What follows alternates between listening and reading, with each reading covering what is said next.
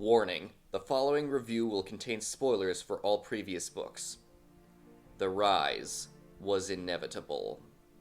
The Battle of the Labyrinth, the penultimate book in the Percy Jackson and the Olympians series, was my personal favorite book in the series when I was a kid. At the beginning of this series, I mentioned that I used to hate reading, but this series helped change that for me. One thing I did not mention was that while The Lightning Thief helped me start to enjoy reading, it was this book that had me fully immersed in a story I was reading for the first time I can remember. In other words, it was the first book that made me fall in love with the medium. So, how does it hold up? Let's find out. The book begins with Percy still trying for a normal school life, but once again he's interrupted by a monster attack because he just cannot catch a break.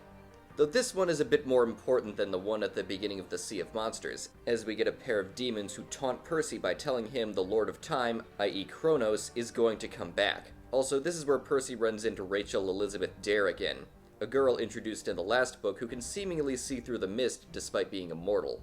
Percy, after causing another scene, once again has to flee to camp. Once he gets there, he sees some changes, though thankfully not to the same degree as in the Sea of Monsters. Grover has been searching for Pan, the god of the wild, ever since he got his searcher's license at the end of the first book. At the end of the third book, The Titan's Curse, he said that he heard Pan calling to him, so in this book he's begging the Council of Elders to give him one more chance to find the god of the wild. They give it to him, but if he can't succeed in 1 week, they'll take away his license. In other news, the camp has a new instructor named Quintus, an enigmatic man who has brought with him a gigantic hellhound named Mrs. O'Leary. Also, Tyson is back! And that's the only piece of good news Percy gets. Things start to pick up when Percy hears about a group of demigods who ventured into the Labyrinth, led by Clarisse. The Labyrinth, originally created by Daedalus on the island of Crete to contain the Minotaur, still exists in the modern day. But in this story, it's magic in nature and also alive. It's grown during the past few thousand years across the entire world. There are entrances to it just about everywhere, and the rules of space don't really apply inside it. You can enter in one place, walk a few minutes, and re-emerge on the other side of the planet. And that's without mentioning all the traps and other dangers within it. Clarisse's mission went so bad that she doesn't even want to try going back into the labyrinth and recommends Annabeth go instead. The daughter of Ares, who bullied Percy and tried to shove his face in a toilet on the first day, the girl who isn't afraid to fight anyone, is too petrified by the labyrinth to even consider going back inside. The big reason why everyone at camp is so interested in the labyrinth is it's discovered that there is an entrance to it at camp, meaning that if Luke found a way to navigate it, he could bring an entire army of monsters through it and demolish the camp.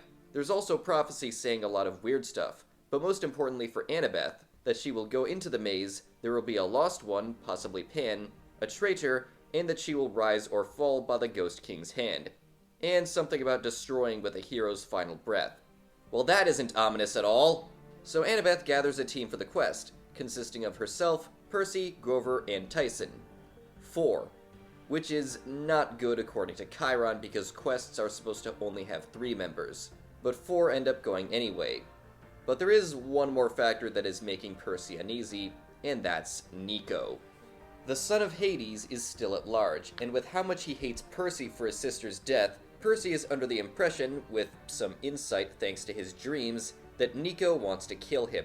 But what Percy is most worried about is Nico joining forces with Kronos because of his hatred.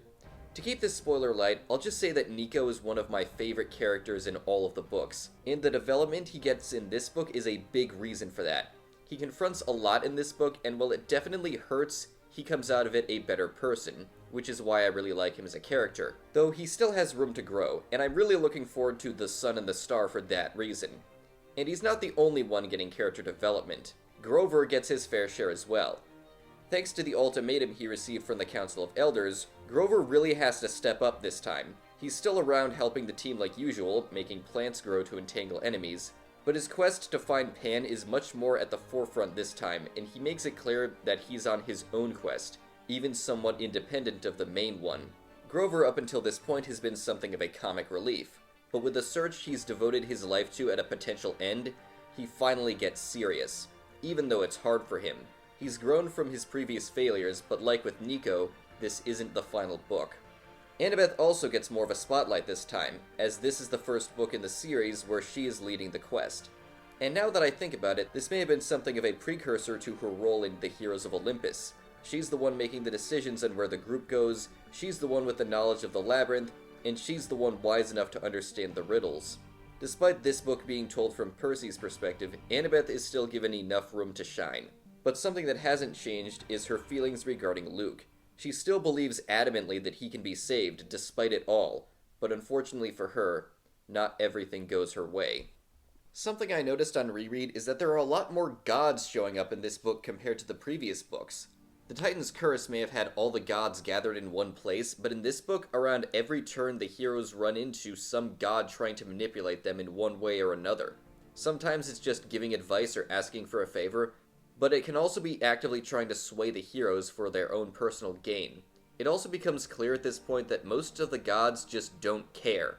They just step over whoever as long as they are fine, and this mentality tends to cause a lot of problems, as the people they anger, be it mortals, demigods, even other gods, tend to get angry and find some way to retaliate.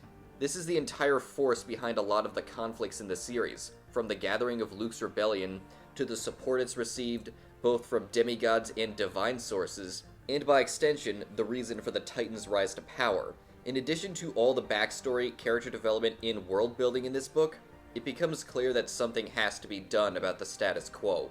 One last thing I need to touch on before I end the video is how this book sets up the end of the series. We get milestones for several character arcs, giving them final challenges to overcome, and we get the rise of the final boss of the series, giving us a taste of just how dire a situation the heroes and even the gods are in. And despite the quest being over at the end of the book like usual, it doesn't really feel like a victory. Final thoughts. This book isn't my favorite in the original series anymore, I'll get to that next time, but it is still a great book, even compared to the other Riordanverse books that have been written since then. It tackles a lot of important moments and a lot of character arcs, and while it does feel a bit disjointed, the emotional beats hit more than hard enough to make up for it. Thus, it earns an A tier on this list and lands just above The Lightning Thief. So if you've read the book, what did you think? Did you agree or disagree with any of my points? Whatever your thoughts, comment below, and remember, the Mythos archives are always open.